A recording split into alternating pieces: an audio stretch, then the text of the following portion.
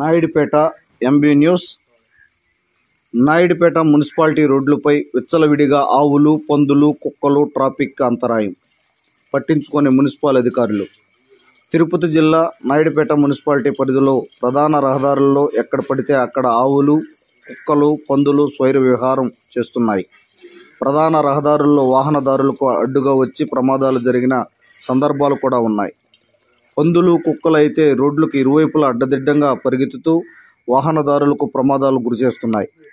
ఇకనైనా వీటిని చూసిన నాయుడుపేట ప్రజానీకం జనావాసాల్లోకి ఇలాంటి ఆవులను, పశువులను, కుక్కలను ఎందుకు తిరగనిస్తున్నారని ప్రజానీకం ప్రశ్నిస్తుంది.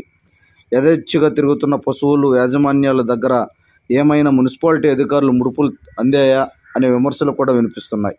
అంతేకాకుండా ప్రజా ఆరోగ్యాన్ని దృష్టిలో ఉంచుకొని దూర ప్రాంతాలకు తరలించవలసిందిగా నాయుడుపేట పట్టణ ప్రజానీకం కోరుకుంటుంది.